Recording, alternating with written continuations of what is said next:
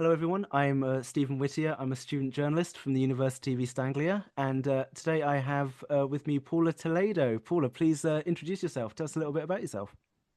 Hi everyone. My name is Paula Toledo, and I'm founder of Ode to Wonder. I'm a well-being consultant, and essentially, I'm dedicated to fostering social connection and building places of belonging in workplaces and education, as well as art institutions through social prescribing. And I'm also a singer-songwriter and Lostwave artist. Now, Paula, you have done so much work in the well-being space, and we have time to get to all of that. But I would like to begin by giving you some time to talk about what happened within the Lost Wave community. So, if you would like to walk us through essentially, uh, what happened. Yeah, well, that was a real awe-inspiring experience for me. On December 8th in 2023, I received a slew of emails and direct messages on my social media, essentially telling me that a song I'd written about 20 years ago had been lost or deemed lost, a piece of lost wave media, which is essentially a song or a piece of media on the internet that has no attribution to it. People don't know where it came from, who the original author is. And they were indicating that I was a Lost Wave artist, that my song, How Long Will It Take, was deemed lost and pirated in a Russian bootleg DVD with no attribution. And someone from the Ukraine had posted on an online forum 16 years ago, I wonder who sings the song. And the internet became very curious. And eventually, a whole community, thousands of people all over the world, were dedicated to coming together in collaboration through a subreddit forum to try to find the original author and the entirety of the song, because there's only 16 seconds in the DVD menu. And so I got contacted by people when they shared that they had found me. Initially, I thought it was a scam when I was receiving all of these emails and DMs, and I just was not sure what was going on. But eventually, we learned that it was true. I actually had to go home, and I was out at the time when I started getting all these DMs and messages. And my eldest son, who's a techie, I actually called on him for his help to help me figure out what was happening. And then found out that it was legitimate and that there was a whole community. Rolling Stone magazine had written about it, and people were really coming together and collaborating so that they could find me. That's such a fantastic story. I'm so happy to be a part of it because in case you didn't know, in the final days before How Long was found in 2023, I was just discovering the Lost Wave community myself, and this is one of the first big discoveries that I remember, being a part of the community. So you Oh, so mentioned, can I just yes, sure, ask go ahead. you Yeah. how that experience was for you? Because I've spoken to a few Lost Wave members of the community in terms of their search, but how was that for you? Was it just like up to you to kind of unturn every rock, or was it kind of instructional, or how were they able to coordinate efforts? Well, it's so hard to piece together, but at the time, like, I discovered Lost Wave entirely by myself. I actually think, looking back, How Long was probably the first snippet I found. So I like it was probably the first search I'd ever heard about, and it was at first, obviously, it was the Lost Wave Reddit, and I remember people saying we are potentially very close to finding this song. This is like a, I believe someone at the time called it a crown jewel. I wish I could remember who it was. But I remember asking a few people, tell me a little more about this, or unearthing posts from 10 years ago, and things like that about this snippet, and like these dead ends people were going down. A lot of Lost Wave is independent search, but collaboratively, it's difficult to know how things happen. Usually, big steps are made in Lost Wave searches when people that know exactly what they're looking for have the time and space and resources to do it. Like I think How Long was found in a Canadian music registry somewhere. Right. Yeah, Um, so that's just can. that's just Yeah. because somebody knew exactly where to go, and the search just got their attention. So Lost Wave was a fairly new concept for me at the time, luckily, like just a few days after I was properly discovering what it was and planting my roots in the community, I had an example of a fantastic discovery, which is, of course, How Long.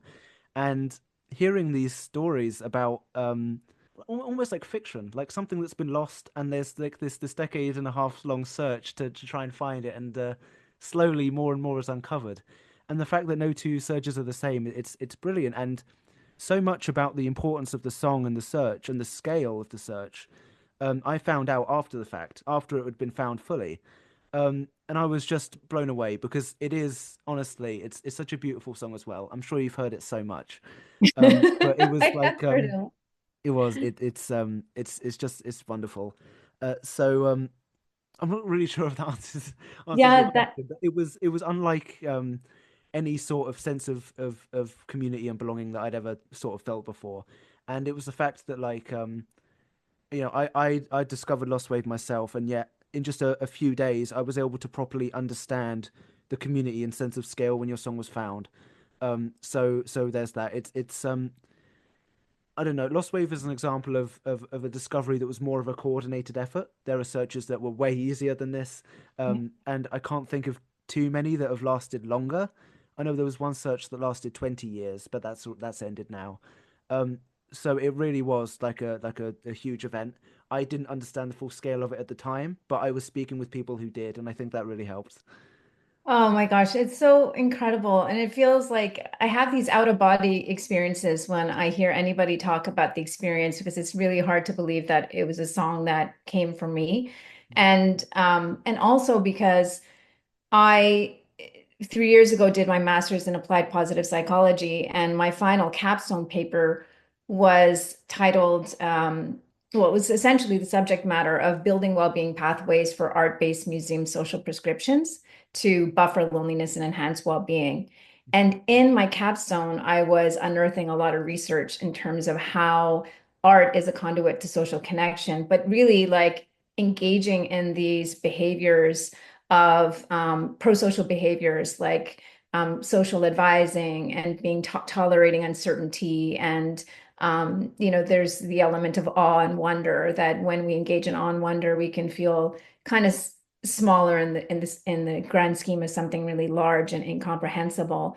But that sense of yourself feeling smaller isn't necessarily a bad thing because it really orients you towards being more pro-social and towards the collective. So what was wild was I was actually unearthing all of this research, writing it and weaving it into my capstone to build a well-being pathway to help create places of belonging. And in real time, this community was actually enacting all of those behaviors, them not knowing that I was writing my capstone and me not knowing that this search was going on. So on a whole other level of scale in terms of the awe that I have experienced from this, just being bearing witness to actually what happened, like kind of stepping outside of my own body and world and kind of seeing this happen. And I was just like completely mind blown. And it totally makes sense that that the mystery and the awe of the Lostwave community and of the search itself is so indicative of how that experience could have been a positive experience for you all. And also like I got to know some of the members of the community and they were really like quite the moderators were very, very involved in making sure that it was a great place and a great experience. So all just like it's just such a wonderful, wonderful story on my end to hear how things evolved and to hear your experience as well. It's just it really brings me so much joy so thank you for sharing. That's really nice of you. It must have been so overwhelming at the time. Can you imagine? This is completely unrelated, but can you imagine if the How Long had been discovered while you were writing that, while you were taking your masters? How Yeah. how might that have changed things if it Oh was my found just a gosh. little sooner? Well, I think during my master's writing the capstone, it was a very um it was I don't think I've ever gone so deep in so many areas of expertise and researchers from the social psychologies to positive psychology to even like I was learning about gut microbiomes and how that is related to, when we were more kind of socially connected and feel a greater sense of belonging. So all of these like, neuroscience, all of these areas that I wasn't an expert in, but I was really exploring all of these fascinating research papers and ways in which the arts is so implicated in fostering social health and physical health, mental health, and all of these areas. So I think it was such a big process for me to dive deep in those areas and then weave it together into this paper that when you're in the weeds, you don't really see outside of it. And I think if that experience, or if I had learned that that happened when I was writing my paper, I think it just would have given me that extra bit of confidence in knowing that this paper really matters. I mean, I definitely felt that when I was writing it already, that it was something that I knew that I wanted to write as um, sort of like an application plan for how to roll it out into the community. So I always had that in mind, but I think it would have given me that extra bit of confidence to know that absolutely, making art matters. Engaging in art matters. It matters for our social health, for our physical health, for our mental health. It is really there's so much research that's indicative of how engaging in the arts can actually improve longevity. So there's so many aspects of the ways that we can benefit, and the more that I'm learning about the research that's undertaking on arts prescriptions, the more that I realize that um, yeah, it makes sense that the community was so engaged in listening to music, not just my own song, but other Lost Wave media, like the awe that it really provoked, that sense of mystery. But also when we engage with listening to music very intentionally and not passively, like not like Muzak, where we're really listening to the lyrics and listening to the sound and the production and all the details, that there's a lot of evidence that supports that actually improves your well-being. So yeah, I think that would have been an incredible experience for that to happen at that time. It happened not too long after, though. Yeah. Yeah, Well, I'm glad that you have that confidence now. Honestly, what a what a time. Um, just before how long gets out of sight, I think this is an important thing to sort of ground what the actual origin of how long was. So, you mentioned that it was recorded 16 years ago, but can you briefly run me through um, why how long was recorded and why it was made? Um, Maybe you'd also like to use this time to explain around that time the work that you've put out in the music industry. So right, this is your time to talk about talk us through that journey. right. Well, I guess to start from the beginning, like to kind of backtrack in terms of like the origins of my music career, I actually was late to my music career. So I actually had a previous career in business and marketing and business strategy. And it was in during that time when I I had a bit of an ink, like it was just a whisper. It was a whisper that was telling me that I was not meant to be doing that and that I was meant to be doing something else. But at the time, I didn't know what that something else was. And so I ended up leaving my full-time job in marketing, and I I think I took out every self-help book that was like to do with like discovering your purpose. And so like what's it called? What color is your parachute? Like all those types of books. And I was really exploring like who am I? What do I value? What is my skill set? What are my curiosities? What am I passionate about? How can I contribute to the world in a way that feels meaningful to me? And so I was painting the walls of my apartment one day and just like really in this state of feeling disoriented in my life. And I bumped into my new neighbor who was a singer-songwriter from France. And she had asked me if I was a professional singer because she heard me singing through the walls. And I said, no, I used to be in a band in high school, but I don't do it professionally. And she was like, oh, well, I just launched my second CD. I'm going to be touring in France. And out of, I think, sheer desperation for like trying to figure out like finding something that I could do so that when people ask me, what do you do for a living? I didn't have this blank look on my face. I think I just blurted out half jokingly, like, oh, I should come with you and plan your tour and send backup for you because I have a lot of experience in event marketing. And um, so she looked at me and she was like, yeah, you should. And so I went on tour with her and I sang backup and we toured France. And when I got back home, I realized how much I missed being on stage. And I started doing open mics and industry people started hearing about my music and one thing led to another. And so that led to me actually fully embracing this artist side of me. I wrote a bunch of songs. I launched an EP. I was gigging 3 times a week, simultaneously working and doing marketing consulting on the side to pay for the studio record time, the recording time. And then I eventually did my full length. And during the process of recording my full length, I think it might have been in between my EP and my full length, maybe one of the first songs I recorded was How Long.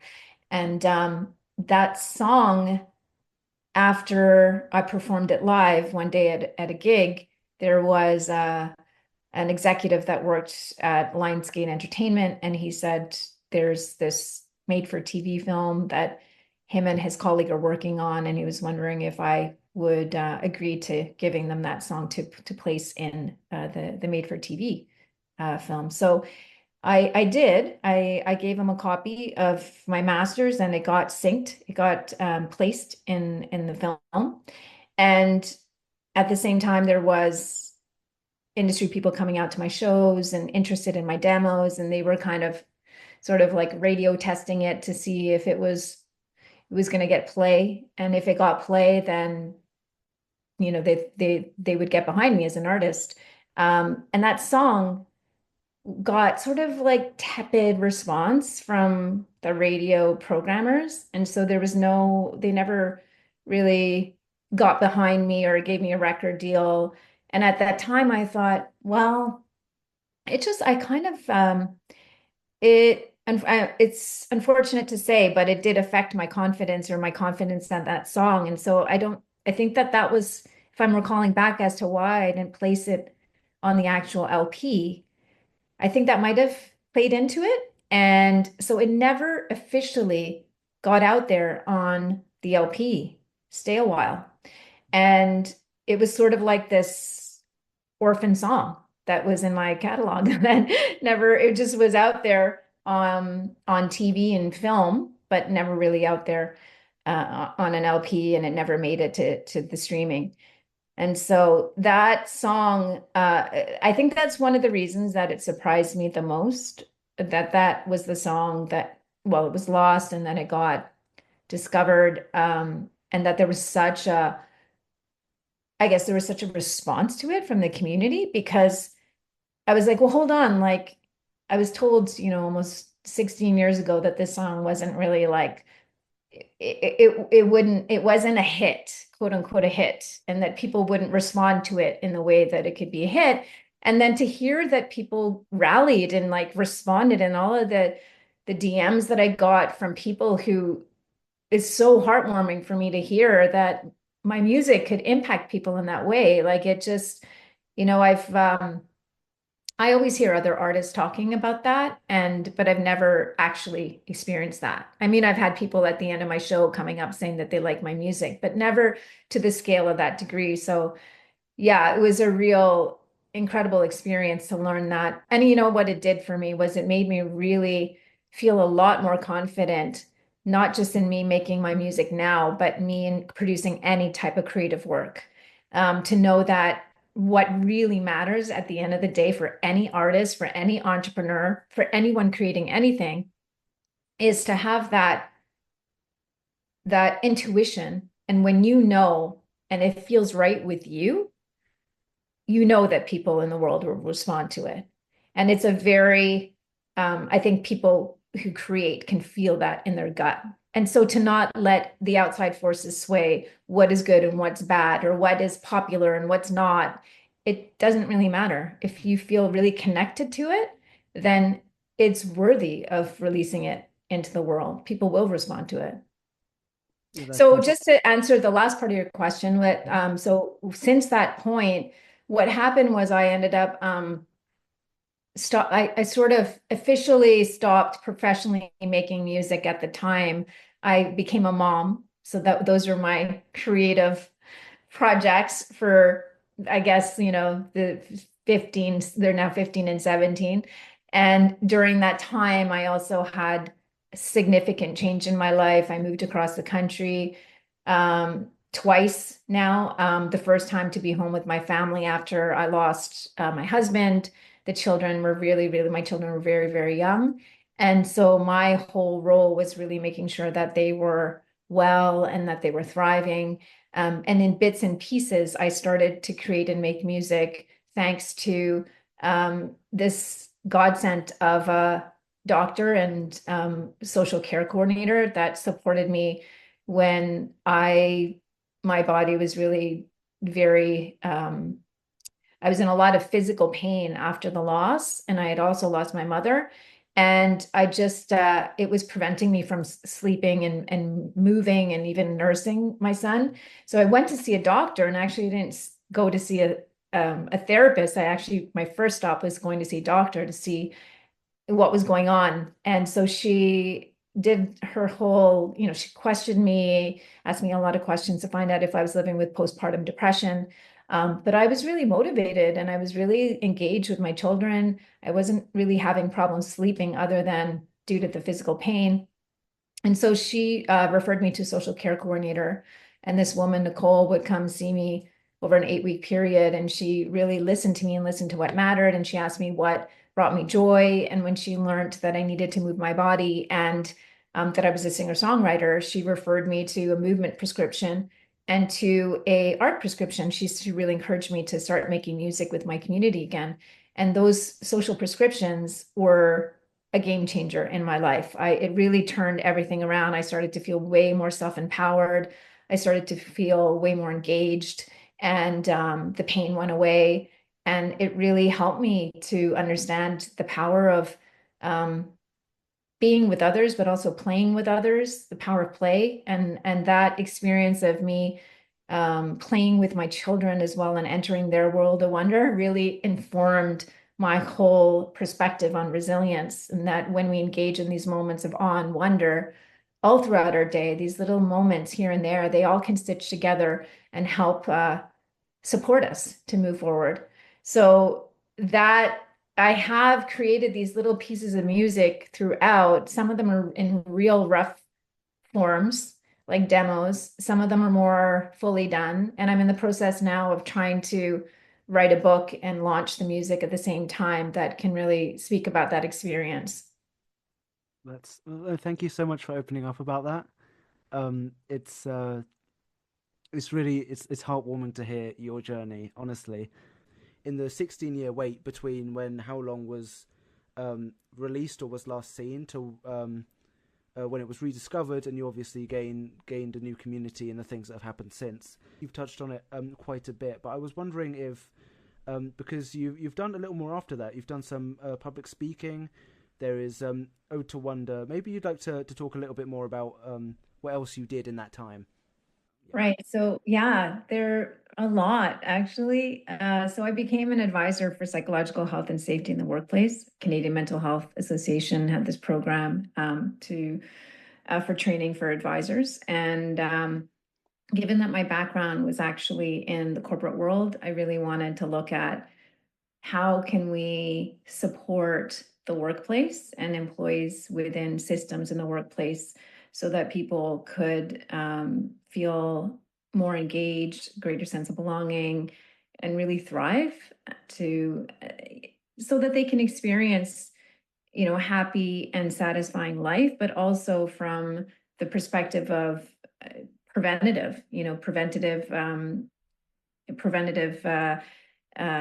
ways to nurture resilience and reduce stress levels. And my take has always been, as a caregiver for both my late husband and my brother who lives with a mental illness, was that the healthcare systems are very, very strained. So what can we do upstream to make sure that we are well and healthy so that people who are really more acutely needing attention get the attention they need in the healthcare, and that people who may be struggling maybe not to the same degree, but that there are resources within the workplace and in our communities that can support them, and that it can be preventative so that they never get to the stage where they need to access, that level of healthcare to deal with mental illness or physical illnesses. So it made sense for me to approach it from that perspective.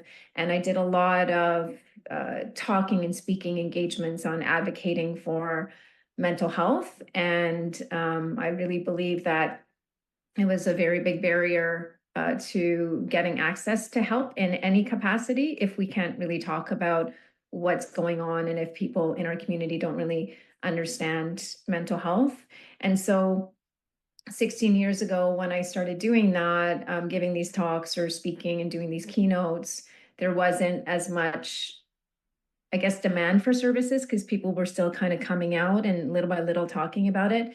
But now, 16 years later, it's incredible to see. There's still work to be done, but it's incredible to see that people are comfortable, especially your generation, talking about mental health, which leads me to believe that we need way more resources that are out there beyond healthcare. And so I learned actually in your country that there was so much movement in the area of social prescribing. It was the birthplace in the UK of social prescribing, where doctors were now referring non-clinical patients experiencing mental health, but maybe not clinical. They might be feeling anxious, lonely, depressed, or experiencing other social determinants of health, like food insecurity or lacking employment, these things. But the community's always stepped up in these cases. But what they ended up doing was formalizing it into the healthcare system. So doctors were able to refer these patients to social prescribers or link workers who would then do what that woman Nicole did for me, sit and understand the patient's needs and their interests, and then signpost them or refer them to community.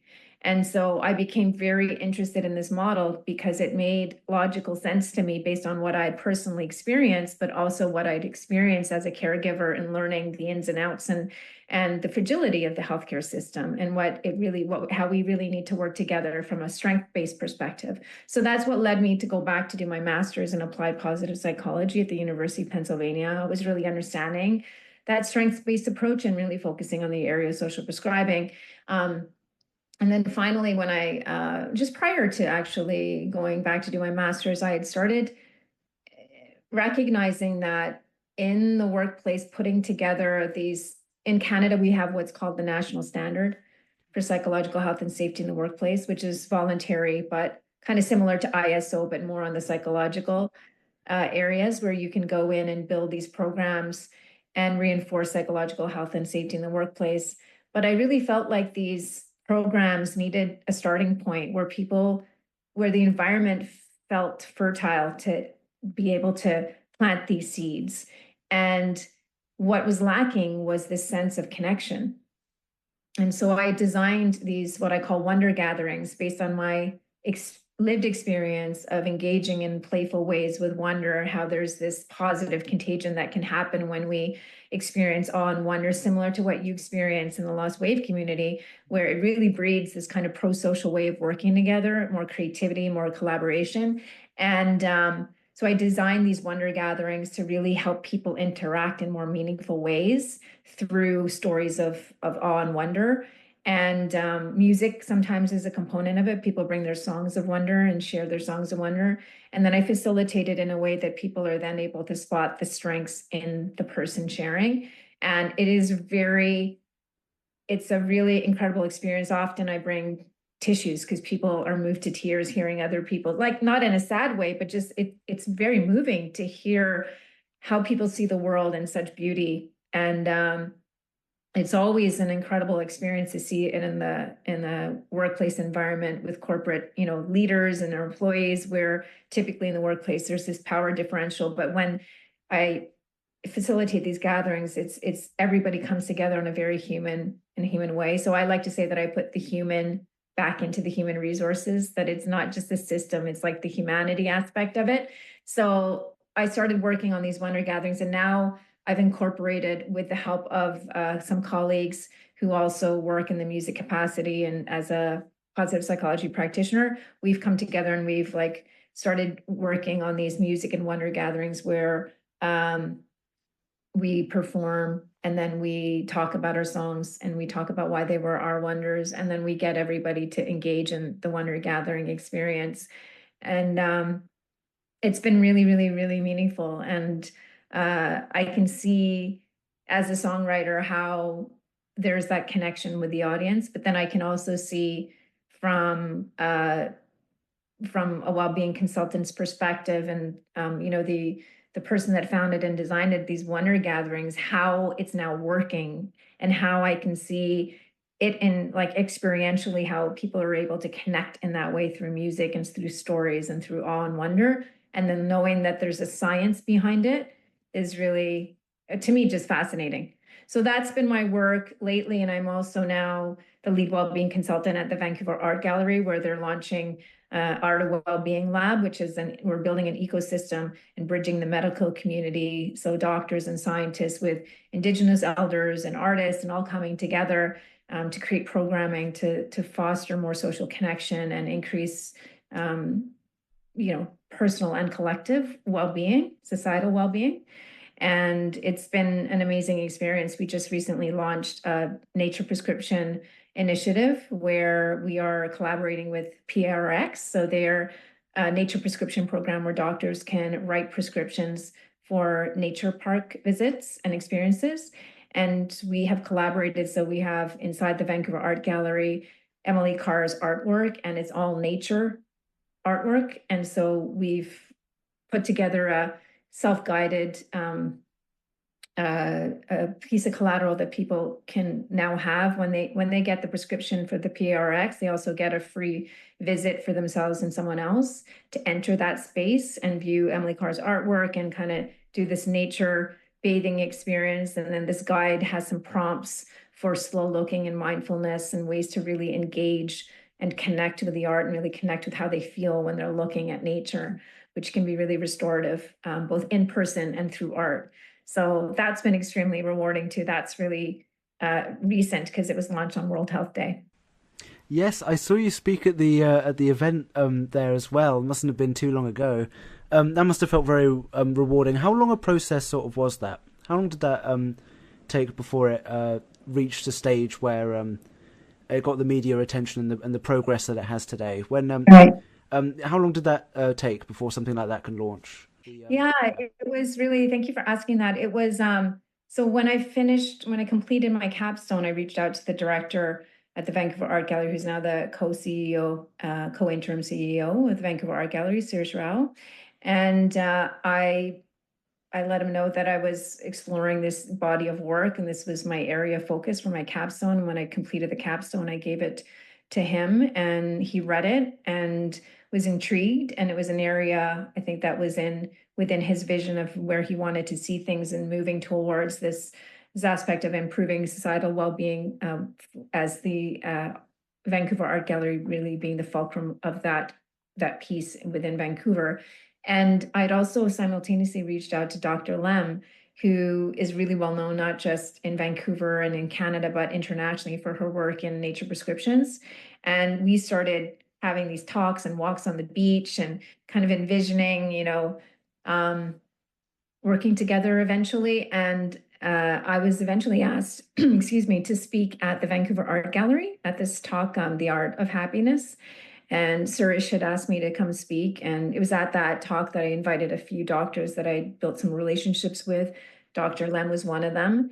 And after that talk, there was sort of this, back and forth between Suresh and Melissa and then me. And eventually it all kind of came together. And over the course of a year, after I was engaged with their lead well-being consultant, after a year, we started putting things in motion and launching it officially on World Health Day. So I'd say that it probably took about a year from ideating the collaboration to launching. Wow, that's taken so much work, but it sounds like it was so worth it, and I'm sure that Yeah. as time moves forward, we'll really see the effects of that. It sounds like a fantastic little initiative. Oh, thank you. Something that I did want to ask. This is something that I don't fully expect you to remember. Firstly, Yeah. this is just something that you jogged my memory of. When we were sort of, I suppose, rediscovering for some, but also discovering Paula Toledo, following the discovery of, or rediscovery of How Long. One of the many things that we found was one of your old web domains. And among those, on one of the pages, I can't remember exactly which one it was, but there was a picture with the quote, I wonder, I make things out of nothing. Does that sound familiar? Where does that come from? This is more of a personal question, but it's stuck with me for over a year now. I'd like to know sort of like yeah, where did that come from? That, I think that was sort of the early stages of, I had started, so my experience that I mentioned with how awe and wonder were really quite instrumental in helping my healing from, all of the losses, and playing with my children, playing with my son and entering his playroom and entering his world of wonder. I had these moments where, even despite the hardship and the despair and the grief, I would get locked into flow. And flow is when you probably experience it in your work, where you lose track of all time. And it's an incredible, so the science of flow is that it's a very highly rewarding experience. It's usually, we enter these flow channels. So um, there's a scientist, Mihai Csikszentmihalyi, who he he talks about how we enter these flow channels where all time seems to stop, and it's usually when our skill set and is just underneath what we're trying to achieve. So it's not too far, but it's sort of close enough that we're reaching to achieve this goal, and we have this level of consciousness that is so profound that we're kind of inside our body, outside our body at the same time. And it's a very rewarding experience. And I think because it was really difficult for me to set 20 minutes aside every day to play with my children, because I was so physically drained and exhausted. And it was a really, really hard time for me. But I knew that I needed to do it because I knew that my eldest son needed to have a parent who was connecting with him. And so I would enter these flow states and all time would stop. And I would come out of his playroom feeling just, I would experience this joy, which I didn't think could happen in that stage of my grief. And it was an epiphany to me that you can experience hardship, but still have these positive emotions. And I started getting really curious about it. And I learned that there was a science behind it. There's a science called positive psychology, and that's what led me down that route. But what was fascinating was it was this form of contagion almost, like his wonder prompted me to open up and feel wonder for myself. And I started taking myself on these, I don't know if you've ever read the book, The Artist's Way. I haven't, no. Okay, that's a really good book. I highly recommend you read it. Sorry, who's that by? Julia Cameron. So Okay. she talks about the importance of taking yourself out on an artist date. And so I started taking myself out on these artist dates where I would just go and explore Montreal. I went on these, like, I really love coffee, like these really like independent cafes. So I would try to find like the best coffee and the best cafe. And I would take myself to hear live music. I take myself out to dinner. I started writing about all these experiences, and they were called my Ode to Wonders, because I realized that with every one of these experiences, that it broadened me up even more. And there's also a science behind that too. There's a researcher by the name of Barbara Fredrickson that talks about this broaden and build concept, that when we experience these positive emotions like awe and wonder, that we open up, and we tend to be able to like add on these, it adds resources to our way of thinking and behaving when we can open up in this way, that positive emotions actually have a beneficial purpose in our life. And so I realized that it made me feel really happy and engaged with the world to write about these experiences. So I started this blog called Ode to Wonder, and there were all these moments where I was out on these artist dates, or sometimes they were really simple. like going to my hairdresser. I loved going there. The people were amazing. It smelled so great when I entered into the doors. It was so beautifully designed. They had plants everywhere. And it was I also really love to write. So it became a very poetic, creative experience for me to write these odes to wonder. And when I think I put that banner together for, it was initially maybe on my Facebook, the banner for my Facebook page, potentially for Ode to Wonder. If I think that might have been one of the uses, but it is wild how people can find things on the internet from, I tell my children, like, be careful what you Yes. put out Yeah. there because there is a way for people to track everything down. And Well, now with AI, it's going to be oh, escalated. that's a whole different conversation. Yeah. But I was going to say that something about the Lost Wave community that's almost like an unwritten rule in a way is respecting the boundaries of the artists that you discover. And although like initially there is that being bombarded with emails and messages and things, there like everyone sort of knew not to encroach on your space too much. So like although we are able to find like pictures and banners and things using the Internet Archive, the Wayback Machine, and things like that. It's like the consensus is it's like don't go beyond that. You know, it's like it's things that essentially one search away, really, and things like that are permitted. But it was a point where we discovered, okay, Paula has a website. There are pictures on it. There are groups on Facebook. We don't tend to go much further than that. We found how long, we know the music that you did. Anything other than that is sort of intrusive in a way. But the Lost Wave community, because it's made up with so many authentic people that is just so fantastic at what they do, we understand that like the least that we want to do is like we've just done this wonderful search, this wonderful collaborative experience. We found this song.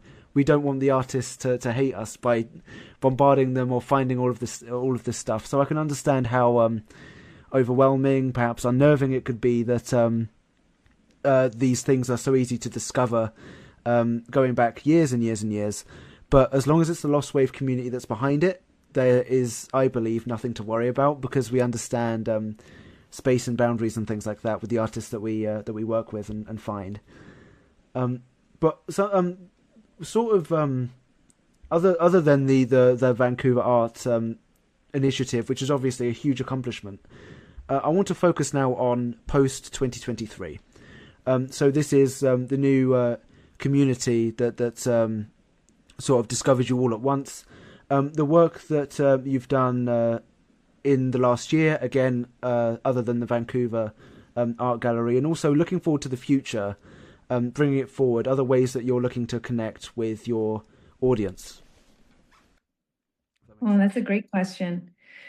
I have so many ideas and ways that I want to connect. Really, there are songs that I have written that I would love to record fully in a recording studio and not in my little place where I record things. Just to do it professionally again in that capacity, I think would be wonderful. I've started performing live again. So I had a couple of live performances in the last year, and I've been writing new music. And yeah, it's just, I'd love to be able to release some of these songs as well. I think I mentioned that I really want to write a book. So I want to write a book about the last 16 years and how I've used On Wonder to nurture my resilience and in the hope that it can help others who might be struggling or even not struggling, just even wanting to achieve a certain goal. Like at the time, I remember when I was setting out to write my music, I didn't really have a mentor to show me how, like just a path or a way or some helpful advice to how does one achieve a lofty goal. And given now that my master's degree, a very, very big part of my degree, excuse me, a very big part of my degree was actually learning how to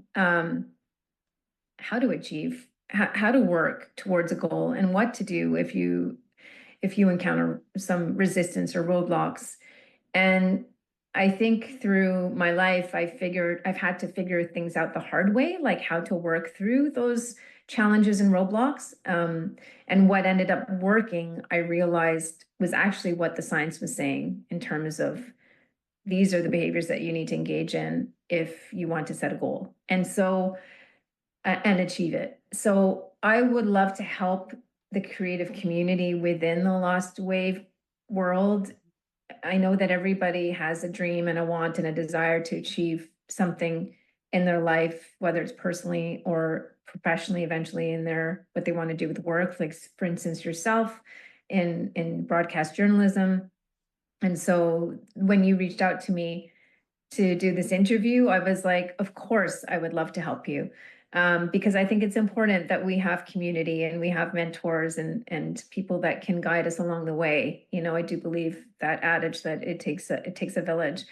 And so that's one aspect is like nurturing the community to create and collaborate.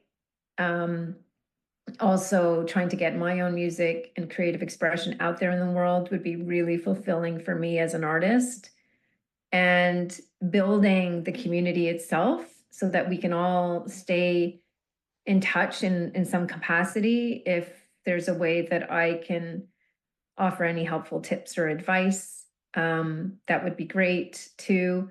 But yeah, just, creating art for art's sake too is really, really super rewarding for me. But now I'm learning, because of the work that I'm doing and the research that I've been exploring on the impact of arts on our health and well-being, I'm realizing that for me, I need to also embrace these things that I'm telling people, are really good for your health and well-being. So it's a bit of it's become now not just art for the sake of making art as an artist. It's now become art for the sake of making art, and also for my own health and well-being. Like it's actually become a practice that I do, that I think about every single day. I think about, because I'm a solo parent and I want to be here for my children and my grandchildren, I think a lot about what are these health promoting behaviors. And I think about, did I get my exercise today? What am I putting in my body?